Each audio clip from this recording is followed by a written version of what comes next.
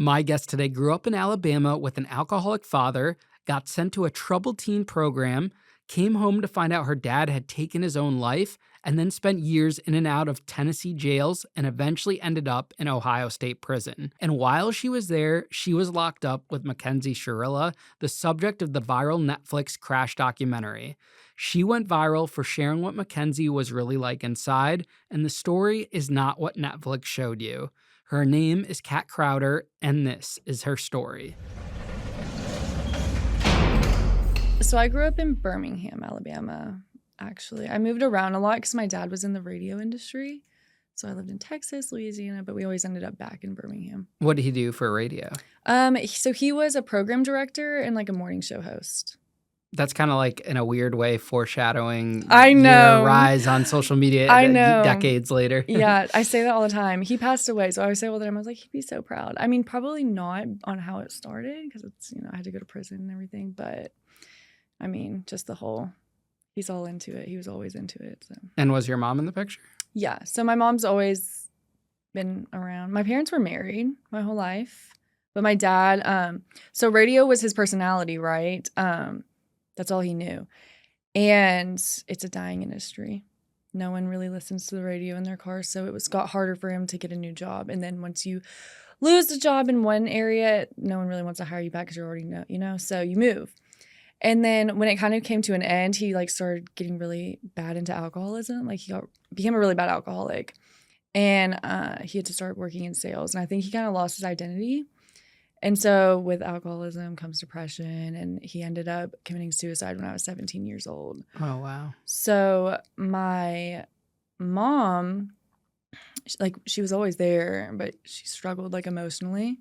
So it kind of made it harder, I guess. Like, I felt like I was taking care of her a lot after that happened, or taking care of my younger brother.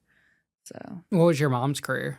So my mom's in marketing. She's been in marketing my whole life. I cannot tell you what she does. I mean, I know where she works, but I cannot tell you what she's like actually doing. But she does really good at whatever it is. Now, before the decline of your father's job and what ultimately ended up happening to him, how was your upbringing as a family? It was definitely rocky. My mom struggled with things. She's not comfortable with me like putting her information, her story out there yet, but she struggled with things. And my dad also like he's very introverted, which is weird, right? Because he gets on the radio and he talks and but in reality, he was very to himself. So a lot of times, most of the time, my grandparents had me and my brother. So it was very much like having two sets of parents. And it was just different. But we always grew up like in the suburbs. So nice house, nice school. But it was like, don't look into the basement because there's secrets in there, just very much different. And I think that kind of made it hard for me because I was always trying to fit in like and seem normal. But when I would come home, I'm coming home to a very unstable household. Or I'm like having my grandparents come to pick me up at 2:00 in the morning. So it was just a little chaotic. What was young Kat like? Up until about sophomore year of high school, I was pretty normal, I would say. I mean, whatever normal may be, but I just like to hang out with friends. I was always pretty good at school. I managed to always get like straight A's because I would get grounded. If I made anything below a B, I would get grounded for the whole next quarter. So I was like, no, I don't want to be grounded, right? And I mean, my family used to be like, oh, she's going to go to Harvard, right? She's so smart. But around like when I started becoming a teenager, that's when a lot of like my dad's drinking got really bad. And I didn't want to be at home. I hated being at home. I didn't have much attention from my family because they were dealing with their problems. So I kind of would go and seek like validation from the worst possible people because I felt like the worst possible person. So I started smoking weed and sneaking out and hanging out with people that were way older than me. And we all know how that ends up. It just progressively leads to worse. So I was getting sent, like I would get in trouble. I would go run away But I always knew I was going to come back because I'm 15, 16 years old. I have no money. I just kind of want to be doing whatever I want to do with no repercussions. The police would find me, and my first thing I would be like, "Oh God, I'm mental. I'm gonna kill myself." Like, and that's awful to say, but I just knew that instead of dealing with like the consequences for my parents, it would be easier to go to like a mental hospital or a rehab or something like that. So I went to a lot of programs. And when I was 16, I ended up running away to Florida with 5 guys that were like at my school, my boyfriend at the time, and a bunch of his friends. We had like $200, right? Thought all these hopes and aspirations that I was going to make it survive. We go to Florida. My mom's clearly freaking out. They're calling the police. I threw my phone out the window so nobody could track me, and end up eventually going back home. And my family sent me to a wilderness treatment program, right? And it's shut down by the state now because it's child torture, like it's labor, child labor. And I was there for 4 months, and I was like, this, I mean, I would pick going to jail or prison over that any day. It was absolutely terrible. In the middle of Alabama, in the middle of summer, we're like hauling logs, whole trees with like 4 of us through the outside. It's just awful. So I graduated that program, but that's when I was actually there when my mom kicked my dad out. It was like a week before I graduated, and that's when a week after I got out, they found his body. So he had relapsed. My mom kicked him out, and the police found his body like maybe 5 days after I graduated that program. So I went to this program to do all this work, right? To figure out what's wrong with me, why I act this way, go through counseling, do all this vocational education, as they call it, just to get out to have the most traumatizing thing in my life happen to me. So I was like, oh, it's balls to the wall now, you know? I'm just going to do whatever I want. I don't want to feel like this. My own dad didn't love me enough to stick around. Well, then I definitely don't love myself, and I don't, you know? So it was just definitely downhill after that. Childhood was good up until like 14, 15, but then I was just crazy. Now, was that program bad because there was physical labor involved, or do you think that they were actually, like doing something wrong? No, they were 100% doing something wrong. And I don't just say that because we've all seen like the documentaries or where they go into it, but it got shut down because they opened an investigation. The entire program was advertised to be something that it wasn't. So it was called Elk River Treatment Program. It was in Elkmont, Alabama. And it was advertised to be like all this like equestrian therapy. And I thought we were going to be around a campfire talking about our problems, when in reality, it was a farm that did have horses, that did have like land and all this stuff. And basically we were just upkeeping the farm and the horses for the people who lived there. So there was barely any counseling. I got so like doped up on psych meds that I was like a walking zombie, right? So I'm on so many psych meds. You wake up, you do PT at 5:00 in the morning. Okay, I cannot do one push-up if you paid me. If you missed one rep, you had to start all the way over. I thought I was gonna die. So you're doing that. You wake up, you do that, you eat outside, you go and you instantly are either graveling roads, hauling these trees, using a 2-man saw, or just completely, it's just physical labor, cleaning the kitchen, right? So it's nothing, it's like chores, but times 10. And we did group therapy once a week, right? And if you really want to get down to like the problem with somebody, you can't just give them 100 different psych meds and an hour out of the entire week and then just make them do physical labor and think they're going to change it. If anything, it just made me have more of like a resentment. And my mom paid $9,000 to send me there. That's crazy. And it just did not do anything. Did your parents have that kind of money, or was that a struggle? That was hard. It was hard for them. So, I mean, I think because I'm a mother now, and I look back at me and I look back at some of my friends' kids or like older friends, like teenage daughters, and I'm like, they ask me, they're like, what should I do? What should I do? And I'm like, my mom and my dad did everything. And I'm going to be honest, nothing's going to work unless they want to do something different. You know, I've got sent everywhere. And for me, it took going to prison, really getting pregnant and going to prison for me to change. And I hope that's not the same for your kids. But it's almost when you tell somebody who's in that mindset not to do something, it just makes them want to do it 10 times more. Now that you're a mother, do you have regrets about how you maybe treated your parents or what you put them through? Oh my God, 100%. 100%.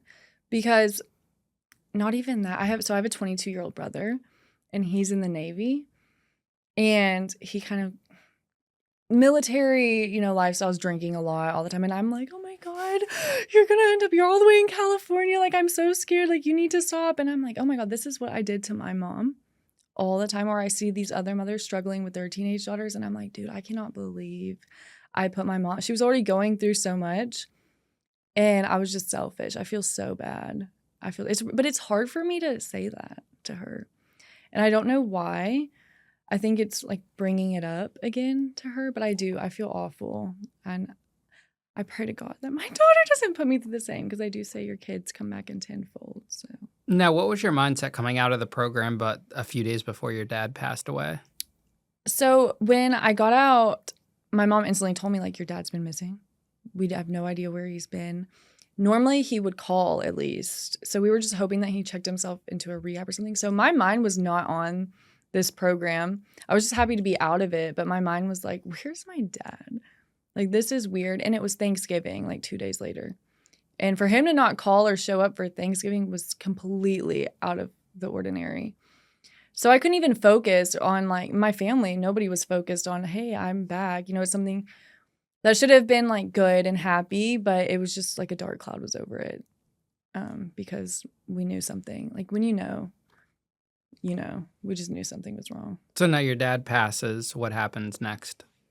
So I end up going back. You know, we go through his funeral and everything. I end up going back to my high school that I originally went to. So I ended up going to alternative school before getting sent to that boot camp, right? So I had been gone from school for like an entire year, my actual high school. And this is my last semester of my high school. So it's my senior year. I end up going back. It's already like intimidating because everyone knows that I've been sent away. And now everyone's seen all over the news that, like, my dad's body was found. And now everyone's acting weird. And I'm like, I just want you to treat me normal, please. Like, this is just weird. But I think everyone grieves so differently. I ran from it.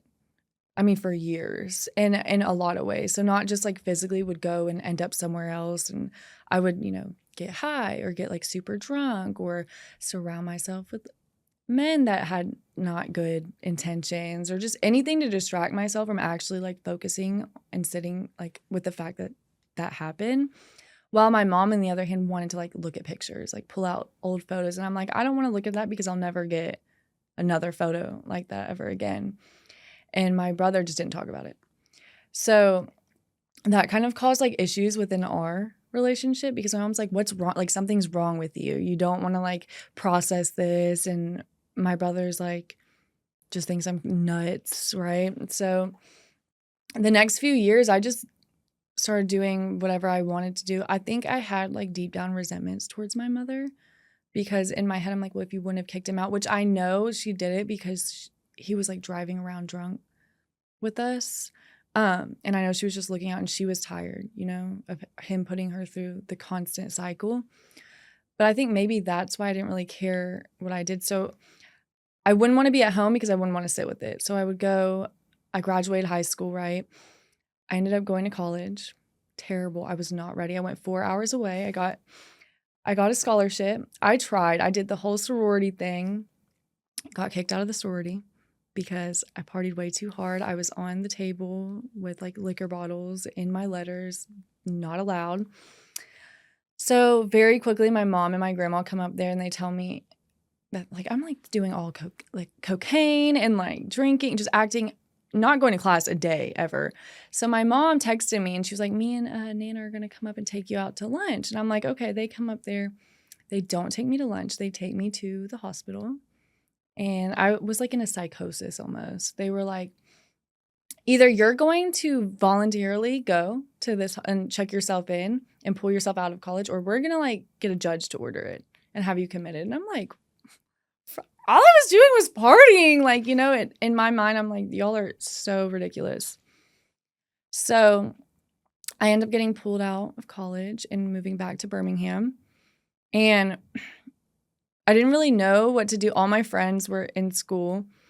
My mom was working. I'm just like working in a restaurant. And my mom decides to move to Tennessee. So she's originally from Tennessee. My brother was about to go into high school. She wanted to do it before he started high school. She wanted to get away from all the bad memories. So they moved there first, and I was going to stay in Birmingham. Well, that didn't work out because there's nothing in Birmingham to do but get in trouble. So I end up going to Nashville, and I meet a boy. Oof. And I'm like, no, I'm in love. And he's like rolling Molly, and he thinks he's a rapper and all this stuff. And I'm like, yeah, this is exactly where I need to be. This is great. So progressively, I started getting in trouble. I had never gotten arrested at this point up until we went back to Birmingham to visit my grandparents for Thanksgiving. And I reconnected with some of my friends, and I was like, I'm not going home. I'm not going back to Tennessee. Like, there's nothing there. So I'm partying. My mom had given me her old car, and they end up going back. She's like begging me to come home. She's freaking out. I'm gone, like going to Panama City. I'm like traveling all the way in this car that's in my mom's name, right? So they keep threatening me. They say, if you do not come home, we're reporting your car stolen. And I'm like, they're bluffing, right? I'm in Tuscaloosa. I'm leaving a party. It's like 6 a.m. I pull up into a gas station. I get a coffee. And as I'm walking out, they like swarm me. And I'm like, oh my God, they are treating me like I just shot somebody. And they're like, Mary Catherine Crowder, you're going to jail, stolen car. And I'm like, this is my car. Like, what are you talking about? Anyway, go to jail in Tuscaloosa. They end up dismissing it or like dropping it to a lower charge because my mom's like, it is my car. I just wanted her off the streets. Then I have to get extradited. My first time ever in jail to Tennessee because that's where it was reported stolen. They dismiss it. I get out and I'm like, oh my God, I just spent a month and a half in jail for my own car. You would think that somebody would be like, oh yeah, I got to chill. My family's not playing, but no. So this was just an ongoing thing. And I feel like once you get in the system, it's really easy to get like sucked in to where it's hard to get out. Why do you think that wasn't a wake-up call for you? Because I hadn't like actually sat and dealt with any of the things that I went through. And I made friends in jail. Terrible. Like, I'm not saying that you can't like meet people in jail that get their life together, but I made friends with the people that did not want to change.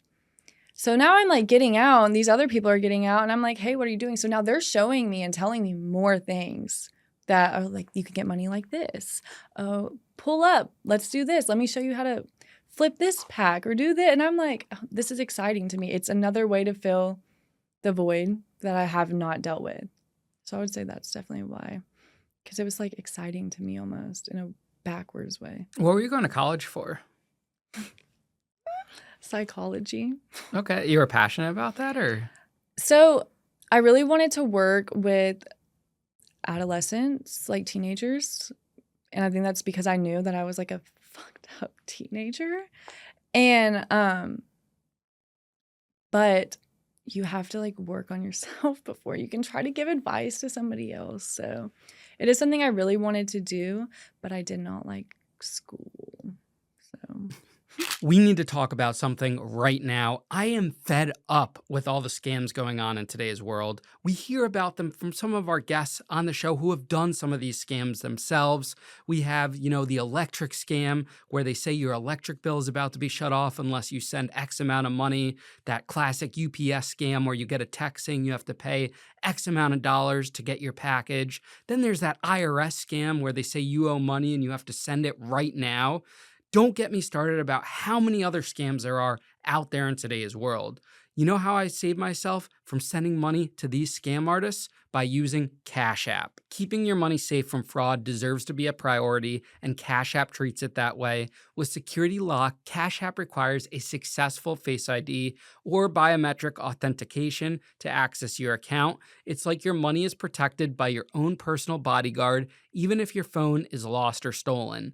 Plus, if you're about to send money to someone new and Cash App notices something looks a bit off or that you might be falling for a scam, it will send you a warning before the money is sent to confirm that everything looks right. Turn on Security Lock in your Cash App settings today and pay attention to scam warnings to keep your money safe from fraud. Learn more at cash.app/security. Seriously, given everything we just discussed about scams, that warning feature alone is worth it.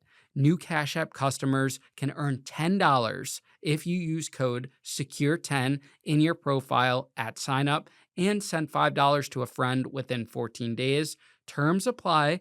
Cash App is a financial services platform, not a bank. Banking services provided by Cash App's bank partner. Prepaid debit cards issued by Sutton Bank, member FDIC. Cash App Visa Debit Flex cards issued by Sutton Bank, member FDIC. And the Bancorp Bank N.A., pursuant to a license from Visa USA Incorporated. See terms and conditions for the Sutton Prepaid Card, Sutton Debit Flex Card, and Bancorp Debit Flex Card. Discounts and promotions provided by Cash App, a Block Incorporated brand. Visit cash.app/legal/podcast for full disclosures. So now you get out of the jail after a month and a half. What happens? And how old are you at this point? Oh God, I'm like 18. So I'm still with that boy, right? I don't know why he stayed with me because I just left him. When I went to Alabama, he was back in Tennessee and it was just whatever. But I end up going back with him. I'm living at home, trying to find a job. And we start living really recklessly. And I did something awful, and I took like a checkbook from my mom. Like I didn't learn the first time that she'll put me in jail. And I wrote a bunch of checks from my mom's checkbook, knowing that she was struggling financially. Like when I say like I just gave no whatever, I just didn't care about anything. I didn't care about myself. I didn't care about anyone else. So I just wrote all those checks. Well, my mom, she didn't want to put me in jail because she's like, clearly this did not do anything but make things worse. So she called the bank and they were like, if you want your money back, you've got to press charges. And so that's when I got like indicted for the first time. And I ended up getting arrested. Well, I got pulled over. I had a gram of weed. They ran my name. They took me to jail. At this point, they'd met me before, right? Because I'd been in there when I got extradited. So I end up staying in there. My family's like, I'm not bonding you out, but I'll pay for you a lawyer. I know we put you in here and you did this, but we'll still pay for you a lawyer because we don't want you to be a felon. And so they do that. I'm in there for like 4 months, right? And it's awful. I'm like, oh God, I cannot do this. I'm like actually in here. I can't get out. They're not like budging. I'm in big court. They end up working out a deal where I get 4 1129 probations, which are like misdemeanor probations, but they're stacked. So it's like 4 years of probation. But I had to do drug court. And I don't know if you know what drug court is, but in Tennessee, it's like really meant for people who are like, it's like drug court or prison. Like you're going to drug court or you're going to prison. And I ended up getting that. So I had to live like in the drug court house, which was just like a regular house, but the cops will like randomly check to see if you're in curfew, and you have to drug test like 3 times a week. You have to work a job. It's just a lot. It's groups. And at this point, I still was like, okay, I'm going to do this.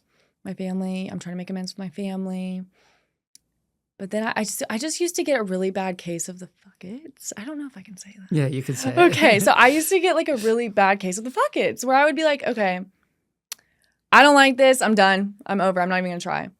Catch me if you can. So I just left. I left the drug court. They were begging me. So they're very much like rehabilitation before incarceration. And so they were very like, gave me a lot of time to like come back. And because it's like a known thing. If you get kicked out of drug court, you're doing your time. You're not getting a second chance. That was your second chance. And they were like, we'll come back. We'll work on it. We'll start you over. You'll get sanctioned, whatever. And I was like, no, whatever. I'm done. So I hadn't learned. I'm running around doing drugs, drinking, same old.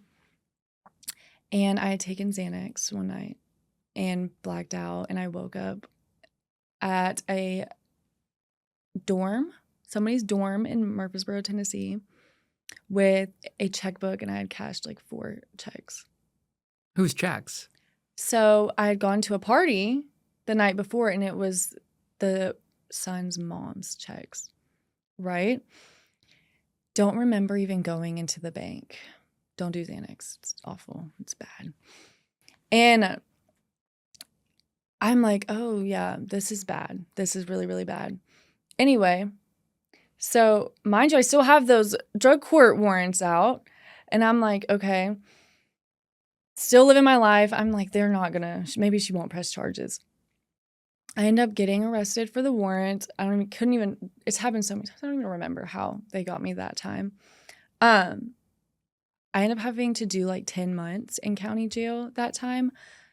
They took instead of making me serve, because I could have served 4 years in county jail if they would have put it in effect, but they let me serve it all concurrently. So I did 10 months, was in the hole like every other month because I just was immature, and I was so used to being in there at this point that I knew people. I had like made friends that were like fighting murder cases that had been there for like 3 years, and I'm like, I'm back. Like, that is not, the COs knew me. So I'm like, okay, I'm going to get out, do this time. I will have no probation. I will be done. I won't have to go back. I go to get out. They had indicted me on on those checks for like identity theft, forgery, theft, and that was in Nashville. So here I am getting extradited to Nashville now, which, I mean, it's like 20 minutes, but they're taking me to Nashville. And my bond was like $500, so I bond out. I had a guy bond me out that I knew was up to no good. You would think that I had learned. I don't know why I was so hard-headed. And instantly just start running around with him. Leave him, go back to the ex-boyfriend. I'm sorry, this is all over the place. Go back to the ex-boyfriend from the past, right? He's got an apartment. I'm like, this is really great. This is awesome. He goes to jail for probation violation. I meet these people through a girl that I met in jail, and they are very like heavily gang related, right? And I'm like, that's awesome. This is so cool. Like, I feel like I'm in GTA. Like, this is like just stupid.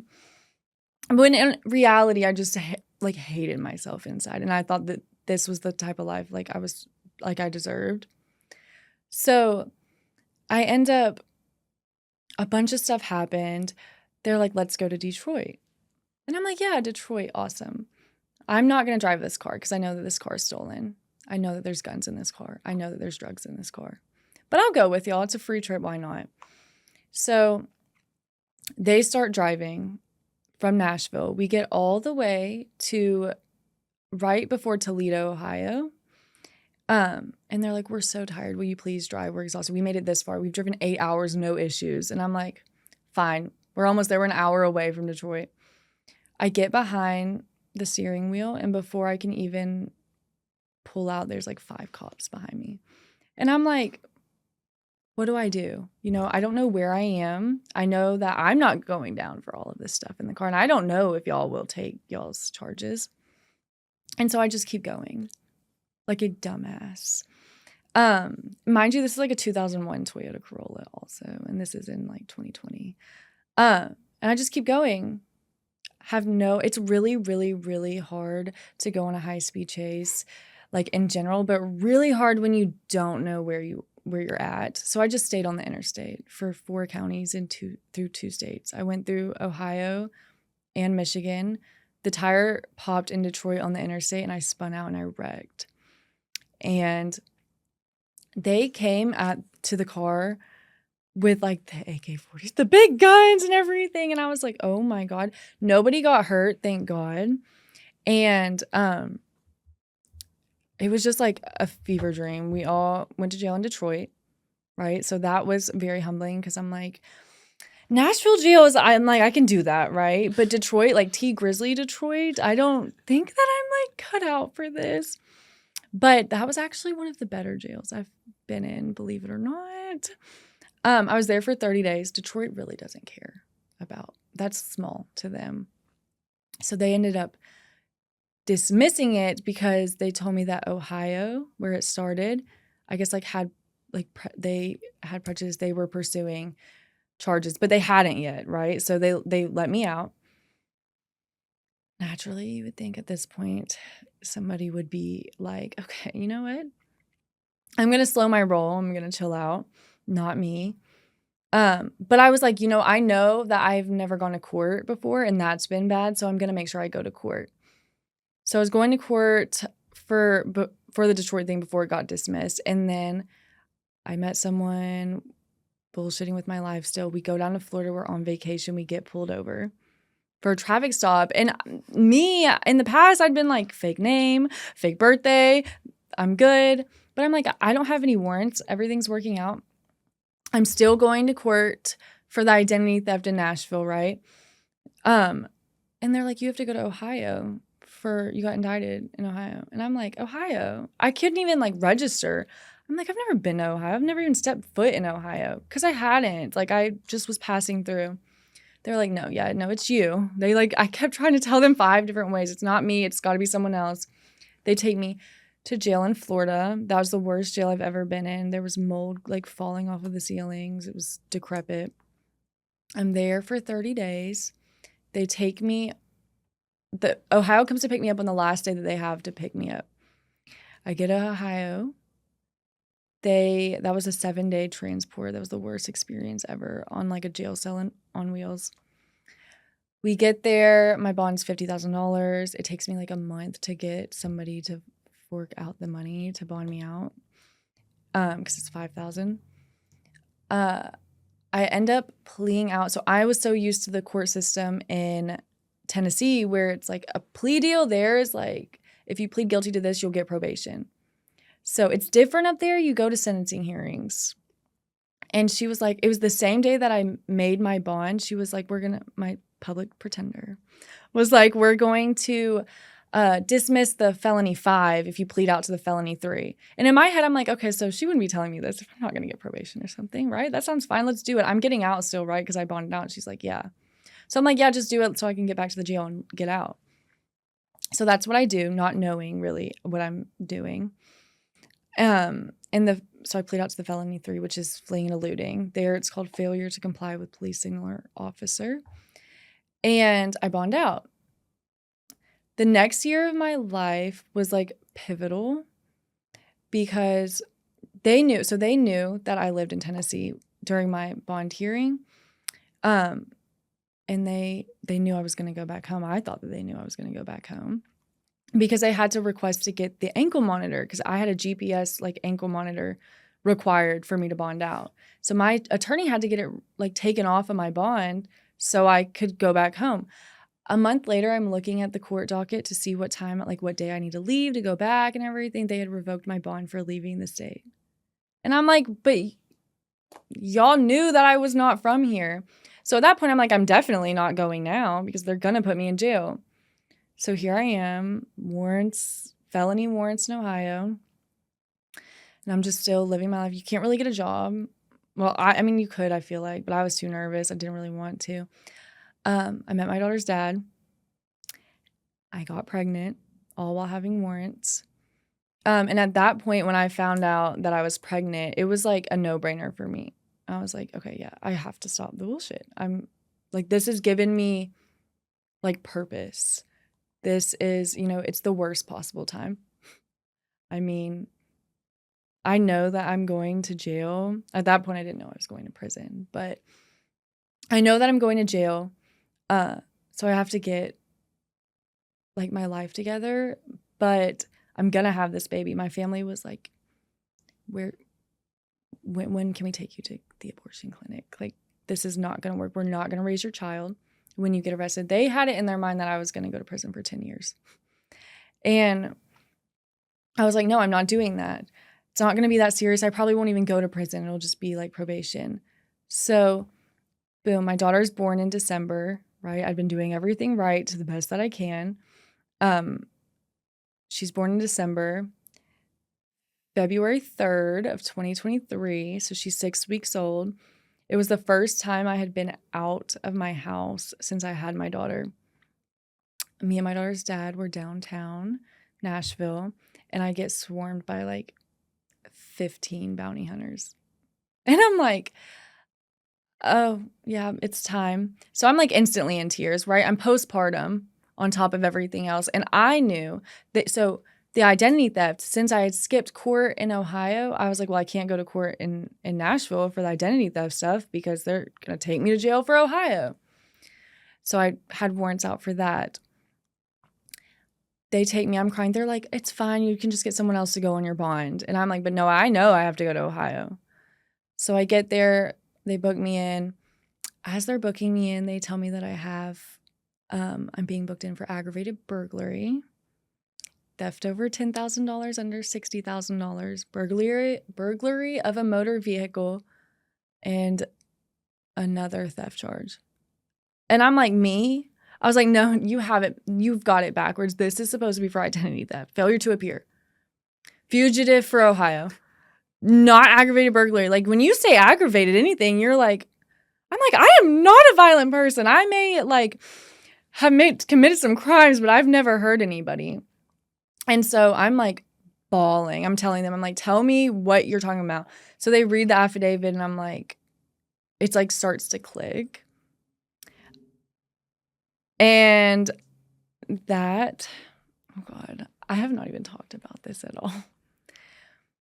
In the life that I was living, we'll call it that, I a lot of times used like the way that I looked or the fact that I was a girl or whatever to like benefit.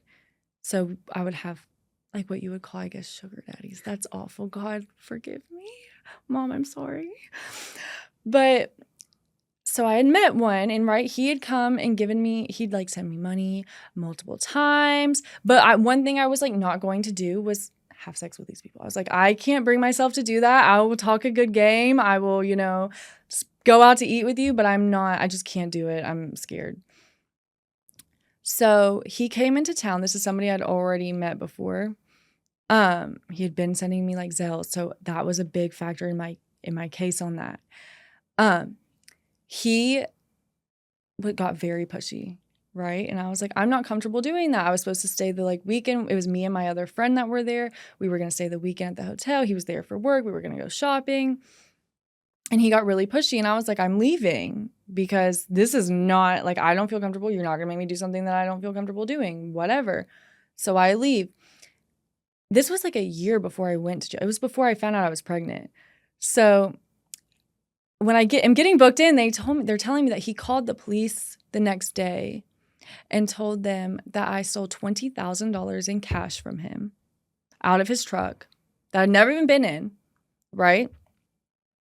And in the state of Tennessee, right, we all say it's supposed to be innocent till proven guilty. It's not. It's guilty till proven innocent. He showed up to court and they instantly bound it over. So I got indicted on it. And I'm like, even the judge, when he was like on the stand telling them the dynamic of how like we knew each other and stuff, the judge is looking at him like, really? I mean, come on now. Anyway, so it took me 18 months to fight that case. And it ended up getting dismissed. It was my lawyer wanted me to take it to trial, and I was like, I'm not doing that. I just want you to, if you can get me probation, I'm fine. But I cannot sit and wait for a trial date. I cannot risk getting hit with like the max because I know Nashville, and Nashville is way more lenient. Nashville courts also can take like up to 7 years for you to go back and forth because they're so behind.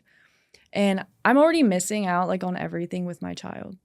I'm having to hear like her first words through a jail phone call. I'm having to watch a video of her on a jail tablet of her first steps. So get me probation. I don't care. So they end up dismissing the aggravated burglary, dismissing the theft charge. I end up pleading to the smallest one, which is the burglary of a motor vehicle, even though they dusted the car for fingerprints. There was none of my fingerprints were on the car. There was no camera footage of me going out the car. But I was like, if that's what it takes to get me out or to my next location, then that's fine. I don't even care. So I end up pleading that. The identity theft stuck from those checks. I get probation for that. I get extradited to Ohio, right, after I'm done with that case. And I just know at this point, I was like, I'm about to go into the sentencing hearing and cry and tell them how long I've already been locked up and tell them about my kid. And he's going to let me, he's going to give me probation and he's going to run it concurrent. I just know he is. No. He looked me in my face and said, I didn't go to court. The DA said that I put the entire state of Ohio at risk with that high-speed chase, which I did put a lot of people at risk. I understand that. I'm not taking anything away from that. And he said that I was not amenable for probation, and they sentenced me to 18 months in Ohio Reformatory for women with no jail credit from the time that I'd already been locked up. Because I was like, the whole reason I was in there in Nashville was because I couldn't bond out because I had a $300,000 bond for Ohio's fugitive from justice. And you didn't exactly have the best track record. Right.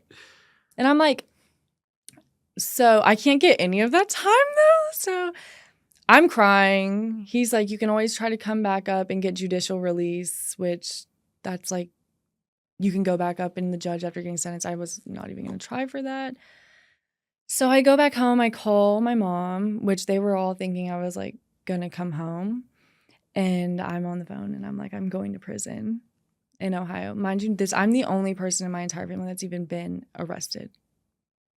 So they're crying, I'm crying, my daughter. That's like the worst part of all of it. And I think that's why this for me was like what changed me, because I mean, she was 6 weeks old. She was a baby, like a potato, right? And I came out and she's a little girl. And I had to relearn her completely. So I go to prison. That in itself was just like a crazy ordeal. Nothing I thought I was going to end up doing. And I go through admissions. As I'm pulling up to the prison, though, the officer gets out to like have his car checked in, check him in, and I scream like in the back of the car. Like, and I know that sounds traumatic and it might be, but I was in the back like screaming, like crying, like this is real. This is not county jail. I'm like used to that by now. I'm looking at these women that look like grown men walking. I'm sorry. Walking the yard and I'm like, this isn't the right prison. Like, I cannot do this. I'm going to become somebody's bitch. Like, I cannot do this. But I mean, I can say that I had to do it. And it was just nuts. Now, is this a real prison, even though it says reformatory for women? It's like when you think prison, barbed wire, you know, an actual like cells. What does it look like? So I like now that I've gotten out and like looked at other prisons or seen other people talk, it's definitely a cushy prison. And compared to like county jails too, it's probably yeah. So it definitely has like the barbed wire fences and everything, the razor wire, but it's almost like a college campus full of criminals because you have a track, you have a basketball court, you have a softball court, you've got cosmetology school, you've got college, it's not cells, it's open dorm. So you've got like 200 bunk beds in one room. It's just not what you picture when you think of like prison, I would say. I mean, it's still awful. There's no air conditioning. It's like Orange is the New Black. Yeah, to an extent, yeah. The girlfriends, people having girlfriends, 100%. That's like the biggest reason people fight in there. You don't see that many fights. It's very different from what I hear men's prison is like. You don't really worry. I saw maybe like 3 fights while I was there. And what would they fight over? Girlfriends or? Girlfriends or drugs or stealing. like somebody stole somebody's food or something, because they would get boxes shipped in each other's names. What was your plan going into it? Did you want to stay out of trouble in there? Or? Yeah, so my plan going into it was to get the hell out and not like escape, but I was like, what do I have to do to like get out early, like get good days, do whatever? I'm not like coming in here and bullshitting around like I'm gonna come home to my kid. The entire time that I was in county, in Nashville, and in prison, I never got wrote up once, which was different for me because in the past I didn't care. I would take me to the hole, you know? But no, it was, I'm in admissions, and this lady that was next to me, she was like, oh, how long do you have? And I'm like, 18 months. She's like, what are you in here for? And she's like, you qualify for this, for the pilot program. I'm like, the pilot program, tell me all about it. Tell me how to get in. And she's like, yeah, it's like if you have under this amount of time, you can do your last year of your sentence in a halfway house. And I'm like, sign me up. How do I do it? And she's like, you just have to like say you're on drugs. So they come in admissions and they do all of these testing. Like they do your medical stuff. They do your STG to see if you're like gang affiliated. And then they do a drug and alcohol like testing. I went on there and said I did every single drug under the sun. I was like, if I need to say I shoot up like heroin in my neck to get out faster, I don't care. I will, which I hadn't. But I said I did everything. And sure enough, you don't know until you pop out into general population. So they're telling us we call them cottages, units, dorms, whatever you want to call them. And they're like, you're in Kennedy 1. And that's when I knew, like, I'm going to treatment transfer program. So I was not getting in trouble because it's a privilege to get in there because you get to do a year of your sentence, like I said, in the halfway house. But you have to do a ton of classes in prison. You can't get any write-ups or you lose your bed date. You have to go through you have a very set schedule. But I was grateful for it because I did not have to stay there. Did anyone come and visit you out there in Ohio? No, it was just too far. And I don't know how like the visitation, getting approved for visitation was where you were. It takes like 6 to 8 months to even get approved in Ohio. So by the time they even got approved, I would be getting out. And it was just a lot. Plus, I did not really want my daughter to come, like, because she was to the point where she could start remembering. I didn't want her to come and see me in prison after she hasn't seen me since she was 6 weeks old. Now, while you're in Ohio, you meet a certain someone that has gained a lot of notoriety in recent months. Right. Tell us about that experience. And was she there when you got there? So Mackenzie Shirilla, infamous Mackenzie, was she had already been there when I got there. She'd been there since like August of 2023, and I got there in April of 2024. And she, like I said, I'm not from there. Apparently this case was like super known in Ohio, and I'd also been incarcerated already for so long, so I hadn't heard of it. But when I popped in a general population and saw her, I'm like, what is this girl in here for? She's got a full face of makeup on. She's wearing like hemmed clothes to be really tiny. She just looks like a little girl. What is she doing in here?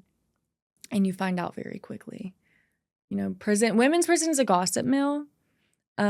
So you can know everything you need to know within like an hour of it happening or being told. And so I'm like, she ran her car into a wall. She's in here for 2 15-year to life sentences. That's crazy. She seems like in good spirits, if you ask me. But I didn't realize like how big her case was or how much traction it had gotten until after I gotten out. Because like I said, I hadn't even heard of her before. But she was hard to miss. Like I was not friends with her. I try to make that very known because the press and people have gone and said I was her cellmate. Keep in mind, I just told you we did not have cells. We were open bay. But I think also from the lifestyle that I was living, I'm just naturally somebody who observes people in my surroundings all the time. And I saw her on the yard every single day. And she just acted like the documentary, The Crash, Mackenzie Shirilla, is not the girl that walked the yard. at all. Now, was she sentenced already? Mhm. So that's just for people that were sentenced. Yeah. Now, I think, people see her in the documentary. She's got makeup on. She's all dolled up. Is how she looks in prison or not how she looks? No, I don't know what look she was going for right there. She is dolled up. She was dolled up. I don't know if I would consider that dolled up in that documentary. It was giving like Woah Vicky, like old Woah Vicky, bad baby. And that's not how she was. But either she was like putting on for the documentary, which I don't see why you would do that because I don't feel like it was a good look. Or prison started to really like get to her. Like she's starting to like institutionalize a little bit. Because in women's prison, you are cool or popular, if you want to call it that, if you're like a badass, And the way that she talked in the documentary was kind of very like smug and like cutting edge or tough edge or whatever you want to call it, where that's not how she talks. She talks like a valley girl. And her hair, I don't know why anyone did not tell her that's just not a good look. She never wore hair like that when I was there. It was always braided, like into pigtail braids or curled or down. Like she was a girly girl, like gems in her hair, pink lipstick on. It was just a very different person than I saw in this documentary. That's when she came out in the documentary, my jaw dropped. I had to rewind it like 3 times. No, she's technically someone that, murdered other kids. How is she treated for that? Is it not bad because she's a kid herself or? So women, I've heard like men that have been to prison say like you got to walk around and show your papers, right? Women's prison's not like that. She's like, I don't want to say like respected, but she's friends with the lifers. And the lifers have like an unsaid level of respect, just because that's their home. Nobody's like super fazed by her. She's what you would consider like everyone knows her, knows why she's in there. People aren't fazed by her. They're not going to go like beat her up. Nobody goes and beats anyone up because of why they're in there. I wish that they did. But I wasn't going to do it because I wanted to get out. And I think that's the way a lot of the women think, especially like with the people who do things to children. You would think something would happen to them, but it doesn't. But Mackenzie, yeah, she was just, she got a lot of attention, one, because she had a lot of stuff that you cannot get easily in prison. Like, she had all the makeup, she had all the like limited edition type of clothing, all the like the Nike stuff that we don't know where it came from. There's only one on the prison yard. She had all of that. And I think that drew a lot of attention to her because when you see that, you instantly know like, oh, she has money. Like her family has money. Like I'm going to mooch off of her or whatever you want to call it. But no one really felt any, I guess, or like showed any feeling of anger about why she was in there. Why do you think she had all that? Her mother. So she's able to form a relationship with the guards and get that in, or? So I don't know. I think she's gotten it through like past inmates that have gotten it because that's kind of how it works. Like, oh, I'll sell this to you. Say it's like a pink t-shirt that they had an event 7 years ago in the prison and there's like only a couple left. I'll sell you this t-shirt for $100. Her mom is going to buy it. And I know it was her mom because those were one of the few conversations I've had with her was about jewelry that she was making. That was her prison hustle. She was making jewelry. Yeah. She made jewelry. She customized shoes. She customized hats like that you could get in the boxes. And I talked to her about that. And so Cash App rules the prison. I'm going to call this person. They're going to Cash App you. You let me know and I'll give you whatever it is you want. And she told my friend who was trying to buy the nose rings that she was making, she was like, send $25 to this Cash App and then I'm going to call my mom. And if she tells me she gets it, I'll bring it out on the next yard. So I know it's her mom still like enabling her bullshit, which I didn't know at the time because I hadn't watched anything about it. I've been inside too. Did she seem remorseful at all? No. And it's like a lot of people have kind of came at me for saying that because like I said, I was not best friends with her, and I don't know what's going on in her brain, right? Some people can stuff it all down and seem totally different. But the things that she was doing in prison, the way that she was acting, and the way that she carried herself, like she woke up at 6 o'clock in the morning every day to do a full face of makeup and curl her hair or style her hair and accessorize her prison uniform to go where? Nowhere, to go to the prison yard, to get a girlfriend or be seen. And to me, like, if you're remorseful, your first thing to do every morning is not going to be like to get attention for the way you look or to do makeup. I was in prison. I love makeup. I love hair. I'm a self-proclaimed like girly girl, right? I did my makeup once or twice. One of them was for my release photo. Like, it just never, who am I trying to look good for? I don't care if anyone sees me in here. I'm in prison. And I hate the fact that I'm in prison. I hate that I was so dumb to do the dumb shit to be taken away from my family. So my mind's just not on like getting ready. She did not come off as remorseful. She came off as very like chipper. Now, do they sell makeup on Commissary? So they sell a little bit on Commissary, but your family can order you boxes. So we have like the sundry boxes your family can order, and that's got like all the makeup and art stuff. You've got your like what is it? Sweatpants, basketball shorts, like all your like loungewear, I guess, that you can wear on the yard after dinner. Tennis shoes. Your family can order you that stuff through there, but it's expensive. It's more expensive than if you were to go into like the dollar store and buy it. And then people just pass it through when they're about to leave. You can get this, you can get this. But she had a lot of makeup, and to do it every day, you had to like have a lot. Did you end up watching the documentary when you went home? Oh, when it came out, I guess, Yeah. obviously. So I had made a video about being in prison with her like a year ago when I first came home. And I had gained like a little bit of traction. So the people that had been following me were like, you have to watch the documentary. It's coming out tonight. It's coming out tonight. And I'm like, and I just happened to be off work. So I was like, sure, I'm going to watch it. And I was like, the first half of the documentary, I think the reason why this documentary got so much attention, because there's been other ones about it, but I think it's because she was actually in it after being in prison, like while in prison. And I just sat down and made a video about it and went crazy. But yeah, I've watched that one. When I came home, I watched the HBO Max Mean Girl Murders one.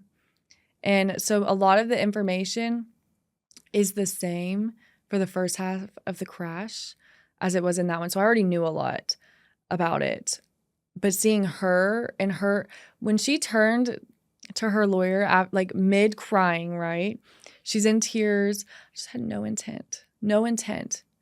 She thinks the camera stopped rolling. She turns. Do you think I did too much? Just completely changed. I'm like, oh, there she goes.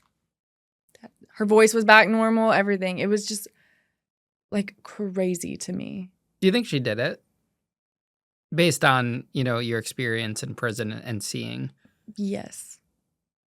Now, I feel like I have my theory on what happened. We all do, I feel like that's a big thing right now. Everyone's going back and forth. No, this is what happened. This is what happened. My theory is that night, because we've seen it's come out since her and Dominic were toxic.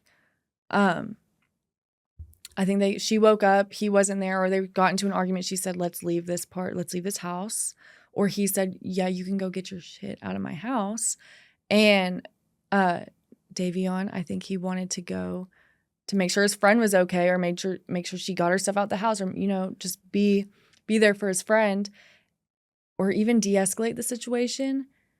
But I think that they just kept arguing, and she said, oh, you're gonna leave me, or you think that this is done, or you want to see crazy, and she floored it. I don't think that it was like planned out. A lot of people say that because in that HBO Max the Mean Girl Murders episode about her, they show where she had taken that route like 8 times prior, but they don't show it in The Crash. And then they came out to say that's because that was a very common route. like for people who live there. Very common cut through. So I don't think that she sat there and like meticulously planned it out. Don't think it was premeditated. I think it was like spur of the moment, which doesn't make it any better. But the way that I've seen her be like consumed with attention from like her people, whether it be like friends or relationships or just being about herself in general in her way. Yeah, I think she did it. Did the prison put any extra care into maybe making sure that she was or is on suicide watch or anything like that? Because after a crash like that, given the circumstances. The prison didn't. Now I've gone back and like listened to some of the phone calls when she was in county jail because I think a lot of people think that all the phone calls that are being released are her in prison, but they're being released from when she was in her county jail. Years prior. Yeah. You can hear her saying like, "Get me out of this pod." They had her on PC because it was a high profile case, but in prison, no. Mm-mm. It's interesting. It shares a lot or tells a lot about the prison culture or society that you're in there for fraud, essentially, or evading or whatever it is, very minor compared to what she did. Mm-hmm. And you're just casually roaming around with lifers and you're there for 15 months. Right. And that's what everyone said. They're like, they don't separate y'all. And I'm like, no, I had some bunkies who were in there for some crazy stuff. And I'm like, oh yeah, it's normal. What's this one in for?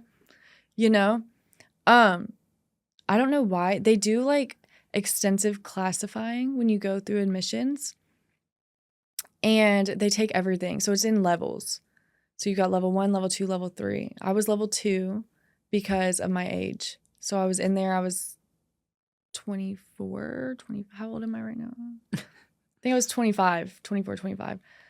If you're under the age of 28, you're automatically up to level. They just say that you're more, I guess, prone to get into some BS.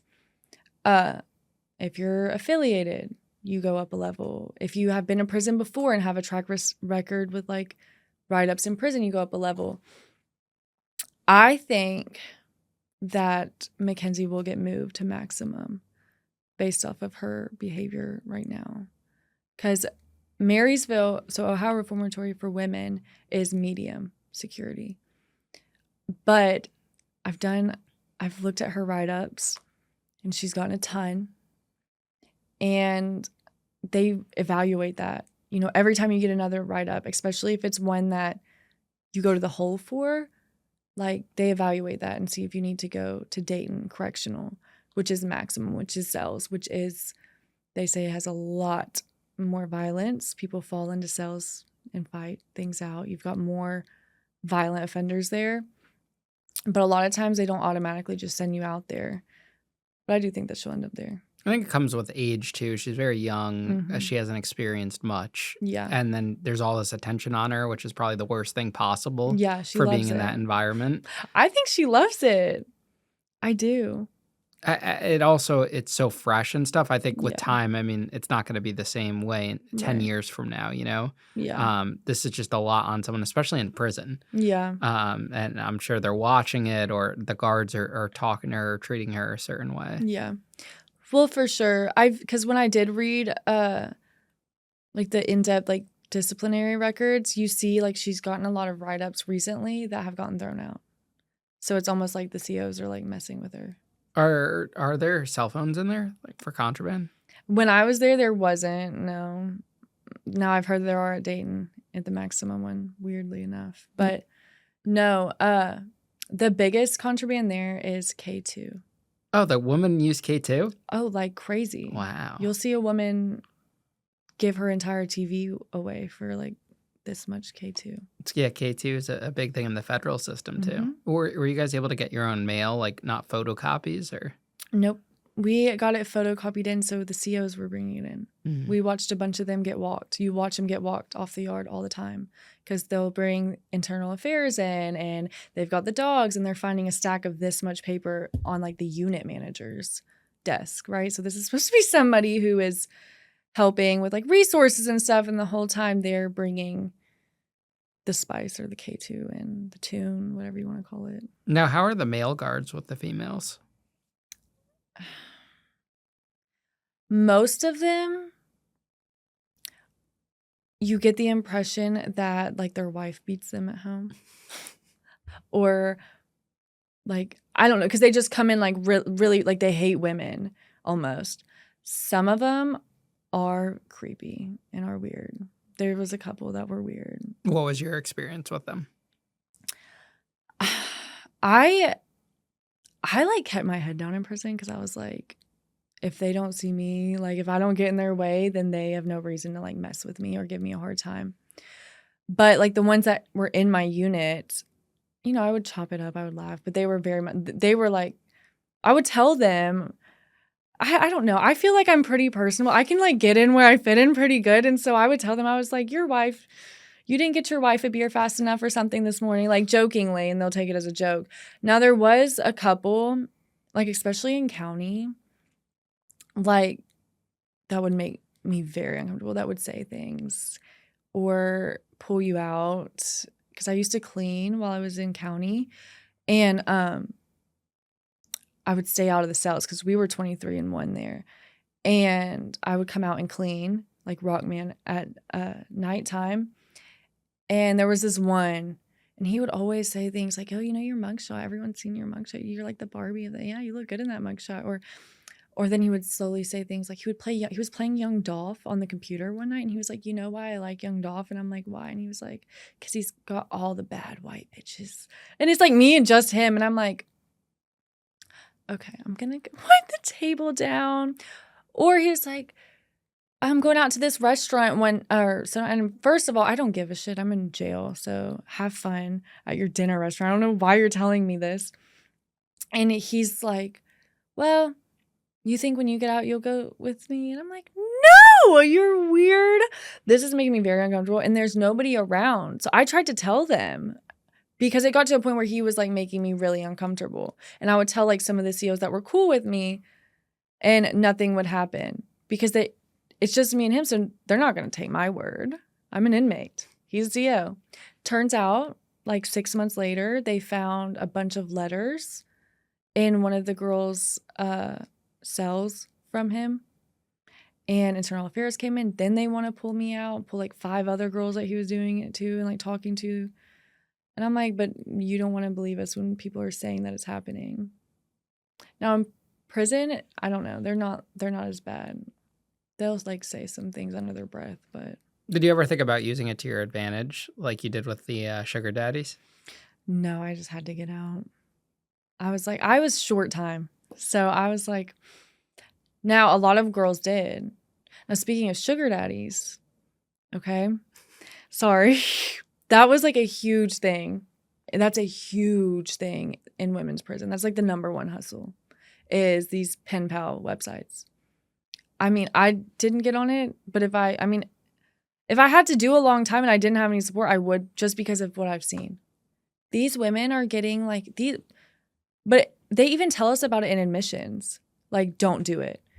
You know, we've had people get out and like call the prison and say, this lady has been telling me for 4 years that she was coming home to me. I bought her house for her. I bought a car for her. And she's nowhere. Like, it's a whole thing. I mean, it's like love after lockup, No, essentially. literally. It's like Gypsy, how she met both of them on those pen pal websites. Yeah, that whole thing's crazy. Yeah. I mean, even the thing with Ryan, like have you followed the whole? Yes. I mean, he just won't let it go, and I get that his shtick, but at this point, it's like messy. It's like he just put a picture of their text messages and was like, "This was right after Aurora was born" or something, and I'm like, yeah, I think she's messy too because she's not developed socially in that realm yet, but she's doing a lot too. But you look at how he looks versus her and just the whole thing. It's love after lockup. And I watched a couple episodes of Love After Lockup. And you look at some of these guys versus the women and they're going all out. Yeah. Some guys will be in a rush and they want to get married as soon as, you get out just to lock you down. Yeah. Well, that's how it is. And like these women are having these men like come visit them in person. And I'm like, you have to kiss them. And it's like a laughing like joke. Like we know. They come back and they're like, oh yeah, he just cashed out my mom $500. I'm like, You don't understand. Like, y'all do not know. Y'all could get out after telling these people for years this. They could snap. Like, you could end up dead. That's like you're playing with somebody's like feelings and stuff. But at the same time, they're like providing everything they need and more. And a bunch of them. Their tablet is like just full of people that met them on GTO. I'm like, dude, they have Facebook pages for it. Ride a prisoner. How is the food in there in Ohio? Oh, God. Awful. It is awful. It's Airmark.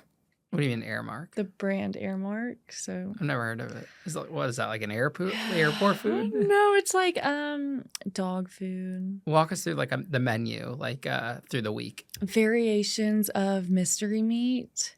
So, well, like Wednesday's chicken patty day. That's all right, right? Wednesdays is good because Wednesday morning you get French toast.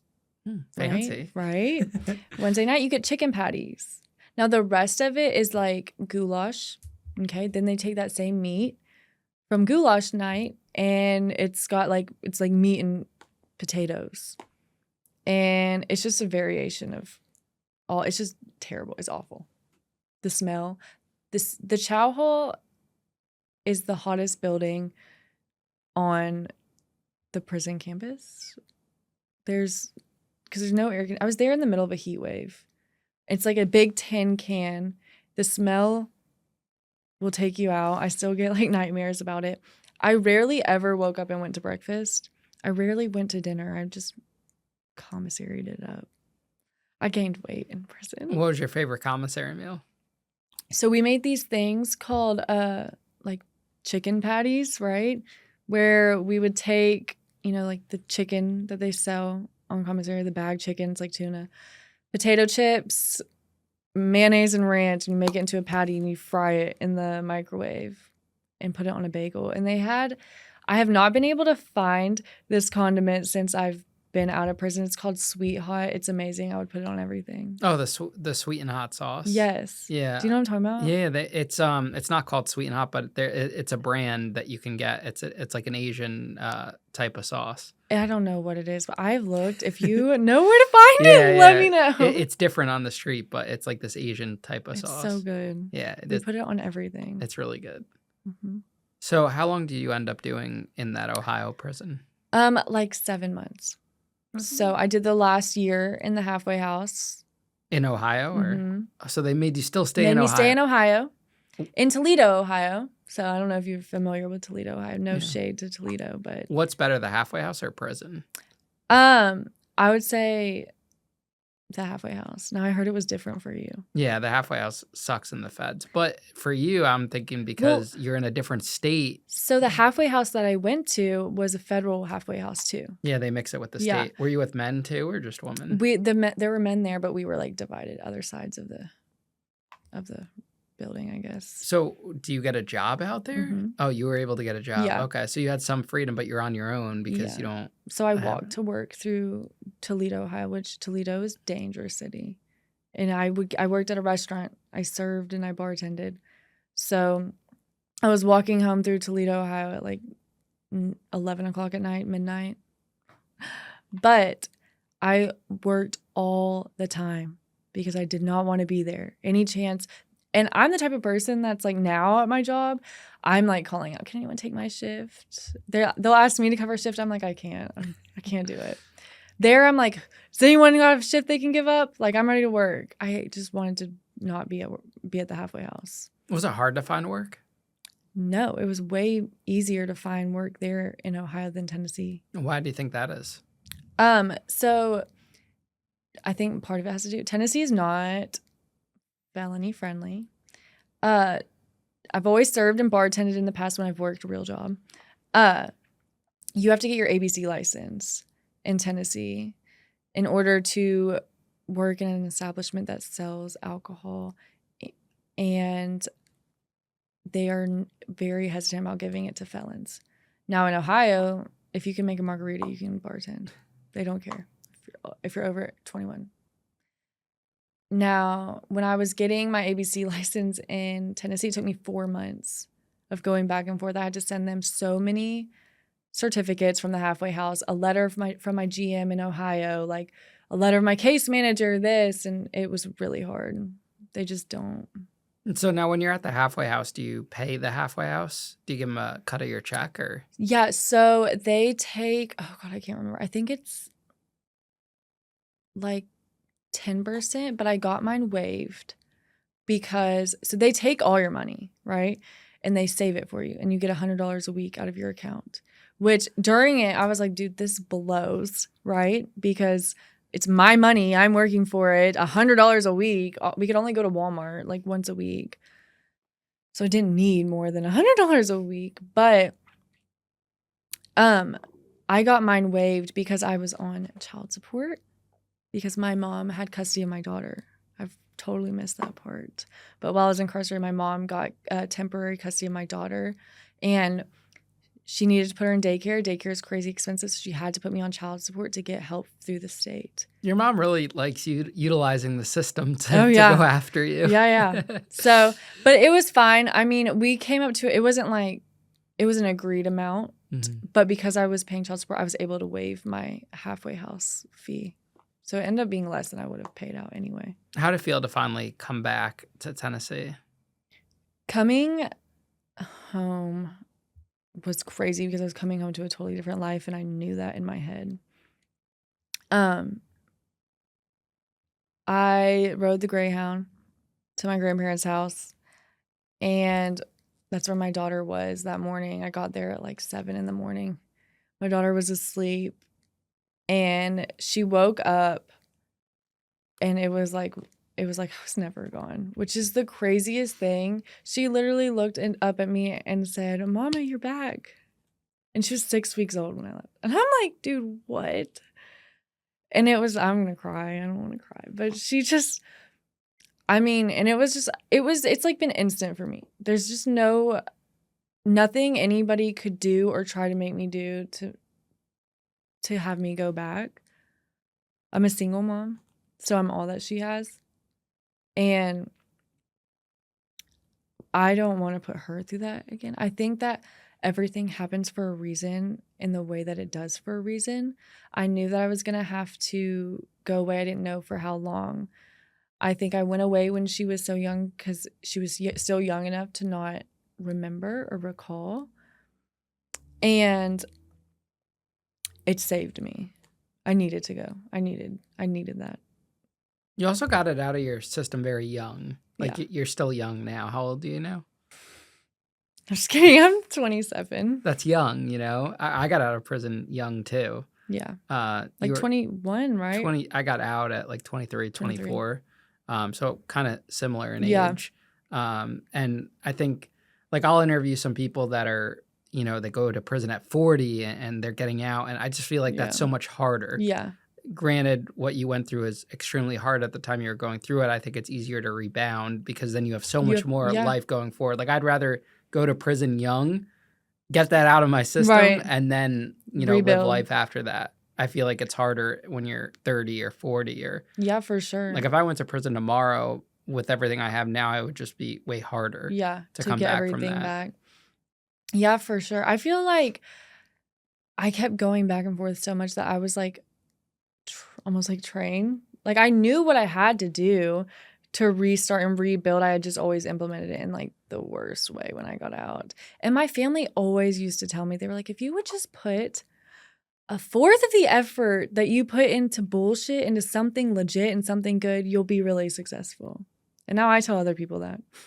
Now, was your plan to never talk about prison again, put it behind you, kind of keep it, you know, buttoned up and not share that, especially because you're at a point in your life where, you know, you were ready to move forward? Yeah, so I was so embarrassed. I live in a very suburban town, right? People go to jail for a gram of weed. Okay? I started cosmetology school very quickly when I came home and I started working. I lied to them. I had so many different stories as to why I didn't know about this or I missed this or I'm just now because I was embarrassed. And I was like, I'm not telling. They're going to look down on me. They're going to judge me because happens when you hear prison and when you hear felon. And I don't want to deal with that.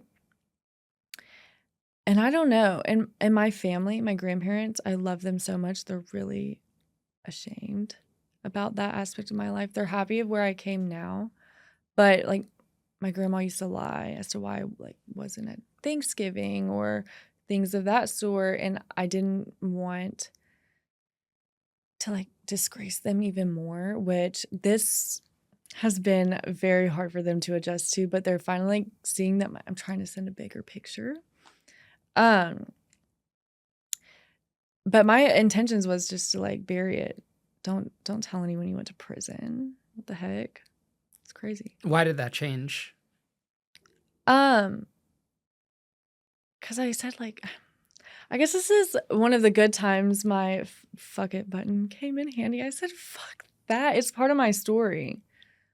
And because I finally, like, I know I got to a point, I feel personally for me, I did a lot of things. I accomplished a lot of stuff really fast for somebody who had just gotten out of prison because I knew I wasn't going to waste any time. And I knew it was like this, like game time. Like I'm not going back. I have to be an adult. And so anybody who knew me would be able to tell like how much I've grown. And it shouldn't bother them that I want to like share my story or like use it to help other people. People ask me all the time, how do you get a job as a felon? Or how did you get approved for an apartment? Or I feel myself veering off on the wrong path and I just can't seem to get it back, like get it straight. Do you have any advice? And that is like fulfilling. And I enjoy, I wanted to work with adolescents. I wanted to like help, like I wanted to be a therapist. And I feel like the reason behind my story is to help other people because we all mess up. So it's just a matter of what you do when you come back and not giving up because it's so easy to just, I got denied like 35 jobs before I finally got the job that I have. And I could see why people would throw the white towel in and be like, you know what, fuck it, I'm just going to go buy a pack. I need money. I'm going to die if I don't survive how I know how and I can't get a job to save my life. I can see why people throw the towel in, but I didn't. And we know other people that haven't. You haven't. So I just really want to be someone that can like share that message, like send that. So I don't care about the stigma that comes with it. Of course, there's people that have things to say. They would say it even if I didn't tell them I go to prison. So for the audience that doesn't know you, you decided to start sharing your story on social media. What did that do for you internally after you put that first video out there and shared it when you kind of broke the ice and told people about yourself? I think it wasn't even like I wasn't worried about the opinions of anyone else. I was just still worried about my family. I had to tell them. My grandma was like, oh God, don't, please. Who's going to see it? But after I've like sent them and showed them like the feedback and the people and like what they have to say and people reaching out. And my grandpa came around quicker than my grandmother and was like, I understand if that helps you and if it helps other people, then go for it. And it's just worked. I enjoy it. It's like my own way of therapy because I get to get stuff out too. Which is weird. I would rather talk to a bunch of strangers than an actual therapist or people I'm close to, but it works for me. It reminds me when I'm telling these stories or I'm talking about this crazy time I did this, saying it out loud reminds me of so like, oh my God, I don't even sound right saying this stuff. Why I would never go back again. I think the cool part is too with this type of content is it's entertainment, but it's also like a cautionary lesson tale. And I think what's also cool is that you were able to take, like the Mackenzie thing, and which was such a brief, when you look at your overall story, that's like a 15-minute moment in your life, and you're able to utilize that and use it to propel you. And that's kind of what, like I tell people that ask me how to make it on social media or put yourself out there, you utilize your story and you kind of figure out what your hook is. For me, it was, like paying for protection in prison. And for you, it's like that moment with Mackenzie and you kind of piggyback off of that. So I think that's really cool. Thanks. What do you think was the biggest lesson you've learned going through everything that you went through? Oh, God, that's a heavy question. Um, I think the biggest thing is that you have to be uncomfortable before things get better. Whether that be, and that can be for any situation, right? But for me, I think I never liked being uncomfortable. I did not like doing something I didn't want to do. I did not like putting in work behind myself to become better because it was uncomfortable. I didn't want to do it. It was boring. It was too much work. But now I've come to accept like that's part of growing. And if you can get through the uncomfortability of things, then you can come out completely different and completely whole. So I think was like a big lesson for me because I had to be uncomfortable in prison to be a successful adult. And I'm still working on it every day. I can still be a little unhinged every now and then, have to reel it in. So, How's your relationship with your mom now? oh, she's my best friend. She is. I'm really proud of my mom. I've always been really proud of my mom. Um, just because she's been through a lot. I've put her through a lot. Brothers put her through a lot. And she's like still she's always loved me like endlessly, but in a way where she was not gonna like co-sign my bullshit. And I needed that because then I would still be doing the same shit. So we've got a good relationship. We laugh. She's excited to watch this. Sorry if I said anything crazy. What would you tell your teenage self if you could sit across from her today?